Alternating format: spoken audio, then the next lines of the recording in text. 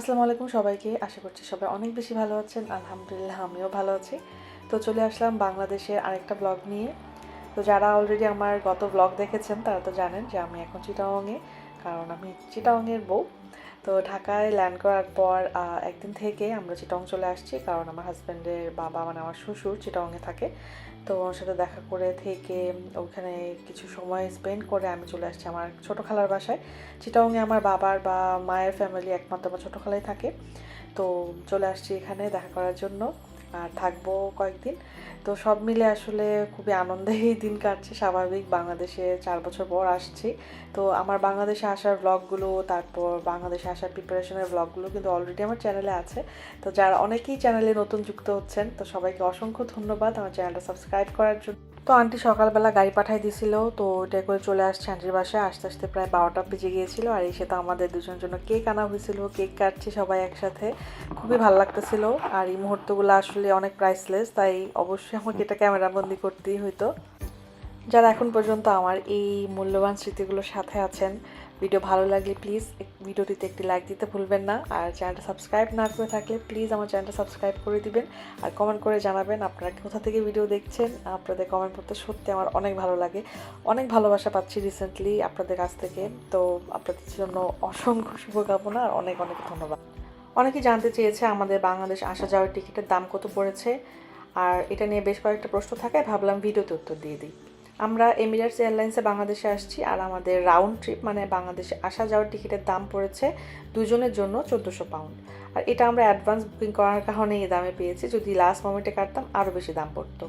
Turkish এয়ারলাইন্সও দেখেছিলাম, কিন্তু ওইটাই হচ্ছে যে দামটা দ্বিগুণ একদম। তো আমরা এমিরেটসটাই যেহেতু প্রথম থেকেই প্রেফারেন্সে ছিল, তাই এমিরেটসে টিকিট কেটেছি। এটাতে আমাদের পার্সোনাল এক্সপিরিয়েন্সও অনেক ভালো, পরিচিতদের এক্সপিরিয়েন্স থেকেও ভালো, মানে সবসময় এমিরেটস আলহামদুলিল্লাহ ভালো এক্সপিরিয়েন্স দিয়েছে। আবার অনেকে জানতে চেয়েছে আমাদের বাংলাদেশ বিমানে কেন আমরা ট্রাভেল করলাম না। আসলে বাংলাদেশ বিমান ম্যানচেস্টার থেকে আমাদের ট্রাভেলের সময় অপারেটেড ছিল না, আর আমরা বাংলাদেশ বিমানে আসতেও চাইনি। আমাদের প্রেফারেন্স এমিরেটস বা টার্কিশ এয়ারলাইন্স ছিল।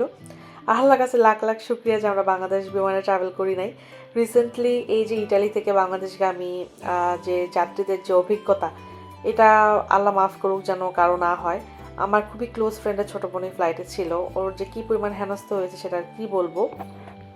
আমি জানি না আমার ভিডিও যারা দেখছেন তাদের মধ্যে কেউ এই ফ্লাইটে ছিল কি না, বা তাদের পরিচিত কেউ ছিল কি না। তা I hope they are okay if they were in the flight. আমি পার্সোনালি বিলিভ করি যে কোনো এয়ারলাইন্সে প্রবলেম হতে পারে, কিন্তু এই ক্রিটিক্যাল মোমেন্টে ওরা কাস্টমারদেরকে কীরকম সার্ভিস প্রোভাইড করছে, তাদের লায়াবিলিটিটা কীরকম, এটার উপরে সব কিছু ডিপেন্ড করে। আর বাংলাদেশ বিমানে যাত্রীদের যে কী অভিজ্ঞতা, সেটা তো আপনার সোশ্যাল মিডিয়াতে বিভিন্ন নিউজেই দেখতে পাচ্ছেন। তো কী আর বলবো, আমি আসলে বলার কিছু নাই। অন্য এয়ারলাইন্সে আসলে আপনার এই সময়ের যে ক্ষতিটা হয়েছে, এটা ক্ষতিপূরণ ওরা আপনাকে দিয়ে দিবে। আমি জানি না বাংলাদেশ বিমানের ক্ষেত্রে কী স্টেপ হাতে নিচ্ছে। এনিওয়েজ, অনেক কথা বললাম। যারা চিটাগং থেকে ভিডিও দেখছেন তারা নিশ্চয়ই চিনেছেন আমি কিন্তু আছি বনজুড়ে, আর বনজুড়ের বুফে আইটেম বা চাইনিজ আইটেম আমাদের বরাবরই অনেক পছন্দের। যারা চিটাগংয়ে আসবেন তারা বনজুড়ে ট্রাই করতে পারেন। বনজুড়ের খাবার খুবই ভালো, ফ্রেশ, মানও অনেক ভালো। আর চাইনিজের মধ্যে আমাদের কাছে বোট ক্লাব বা ফ্লাইভিউ চাইনিজ অনেক ভালো লাগে। ফ্লাইভিউ শুনলাম বন্ধ হয়ে গেছে, যেটা শুনে আমার মন খারাপ লাগছে, আদারওয়াইজ এবার আমি যেতাম এটাতে। তো যাই হোক, অনেক মজা করে খেলাম। আন্টি নিয়ে আসছে, আর বাংলাদেশে আসার পর এটা 4 নাম্বার না 5 নাম্বার দিনে আমি ফার্স্ট টাইম চাইনিজ খাচ্ছি এই 4 বছর পর, বাংলা চাইনিজ। আমার কাছে অনেক বেশি মজা লেগেছে। খাওয়া দাওয়া করে এখন হচ্ছে একটু ডেজার্টের সেকশনে যাব, যদি আমার একদমই কোনো ক্ষুধা নাই। আমাকে নিয়ে বুফে খেতে যাওয়া মানে হচ্ছে একদম টোটাল লস। আমি শুধু চোখের ক্ষুধায় খাইতে থাকি, এছাড়া আর কিছু হয় না।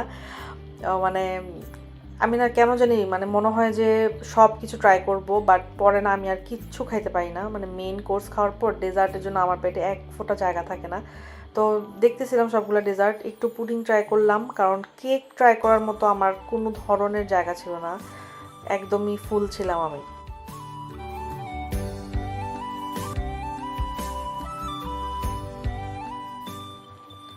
যাই হোক, বাসায় চলে আসছি। বাসায় এসে সবাইকে সবার গিফট দিয়ে দিলাম, সবাই গিফট পেয়ে অনেক খুশি, আমি নিজেও খুশি।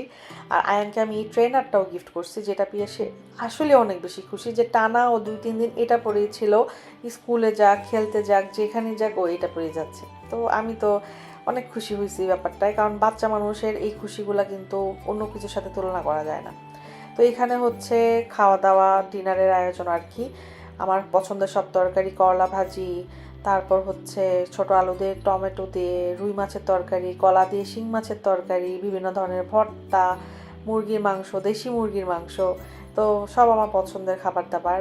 আর আমাদের বাসার রান্না আমার কাছে বরাবরই অনেক ভালো লাগে। নিজের বাসার রান্না আসলে সবার কাছেই ভালো লাগে, এটা খুবই স্বাভাবিক। এটা কী শাক ছিল আমার এখন মনে আসতেছে না নামটা। তো সব কিছুতে অনেক মজা করে ভাত খাইছি, আর ওজনও ক্রমাগত বেড়েই যাচ্ছে। কিছু করার নাই, বাংলাদেশ থেকে ওজন বাড়ায় না নিয়ে আসলে তো আর বাংলাদেশ ট্রিপটা সার্থক না, কি বলেন?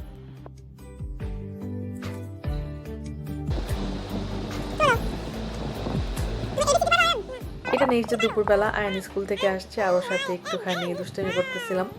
আসলে আমি তেমন কিছু ভিডিও করি নাই, টুকটাক আমার মেমোরির জন্য যা শ্যুট করেছি সেগুলি আসলে ভিডিও আকারে আমার চ্যানেলে সেভ রাখছি, আপনাদের সাথে শেয়ার করছি। তো আমার এই ফ্যামিলি মুহূর্তগুলো আপনাদের ভালো লাগলে প্লিজ ভিডিওটিতে লাইক দিতে ভুলবেন না, আর চ্যানেলটা সাবস্ক্রাইব না করে থাকলে আমার চ্যানেলটা সাবস্ক্রাইব করে আমাকে জানাবেন আপনি কোথা থেকে আমার ভিডিও দেখছেন। আমার কিন্তু আপনাদের কমেন্ট পড়তে অনেক ভালো লাগে। আমরা এখন রাতে ডিনারের জন্য যাচ্ছি আবার একটু বাইরে, দ্য লোন স্টারে, চিটাং। এটা নাকি বিভিন্ন ধরনের স্টেক ফুড খাওয়ার জন্য নাকি অনেক ভালো, আমাকে আমার কাজিন বললো। তো আমরা ওইখানেই যাচ্ছি। আসলে আমার এই পুরো বাংলাদেশ জার্নির ভিডিওগুলোতে আপনারা দেখবেন আমি বাসায়ও প্রচুর রান্নাবান্না খাওয়া দাওয়া হচ্ছে, আবার আমরা বাইরেও খেতে যাচ্ছি প্রচুর, কারণ আমার বাসায় সবাই খাওয়া দাওয়া নিয়ে খুবই সিরিয়াস। আমরা বাসায় যেরকম অনেক রান্নাবান্না করি, তারপরে দাওয়াত খাওয়াতে পছন্দ করি, আপনারা আমার ভিডিও দেখলেই হয়তো বুঝেন যে আমি হোস্টিং করতে অনেক পছন্দ করি, আর এটা কিন্তু আমি আমার ফ্যামিলি থেকে পাইছি। অ্যাট দ্য সেম টাইম আমরা বাইরের রেস্টুরেন্টসও ট্রাই করতে অনেক পছন্দ করি, মানে নতুন নতুন জায়গায় খেতে যাওয়াটা, এটা আমাদের মানে কোয়ালিটি টাইম বলা যায় আর কি। তো চলে আসছি লোন স্টারে, আর ওদের ফুড আমার কাছে আসলে অনেক ভালো লাগছে। এই প্ল্যাটারটা খুবই মজার ছিল।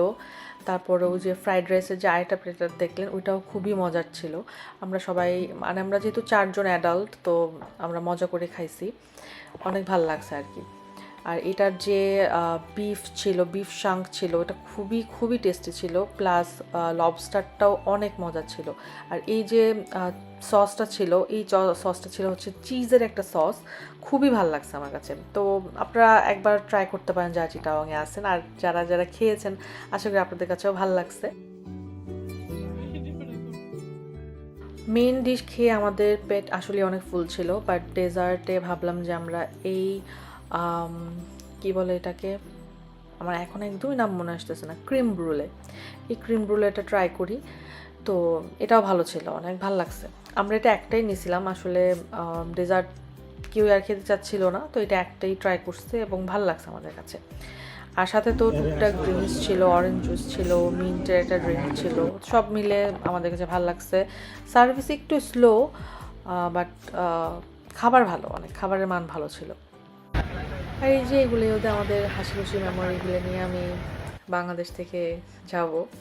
আর এখন যাচ্ছি হচ্ছে আমাদের সিগনেচার স্টপ, সেটা হচ্ছে পান খাওয়ার জন্য। আমরা যখনই রাতের বেলা বাইরে খাই, খাওয়ার পর হচ্ছে আঙ্কেল আমাদেরকে ড্রাইভ করে নিয়ে যায় এই পানের স্টলটা, এখান থেকে আমরা পান নিয়ে দেন আমরা বাসার দিকে রওনা হই।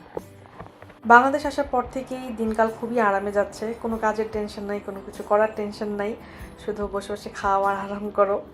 তো যাই হোক, আমার এই আরামের দিনগুলার ব্লগটা আপনাদের সাথে শেয়ার করছি। ভালো লাগলে প্লিজ ভিডিওতে লাইক দিবেন, চ্যানেলটা সাবস্ক্রাইব করে রাখবেন, আর দেখা হবে নেক্সট ভিডিওতে। আল্লাহ হাফেজ।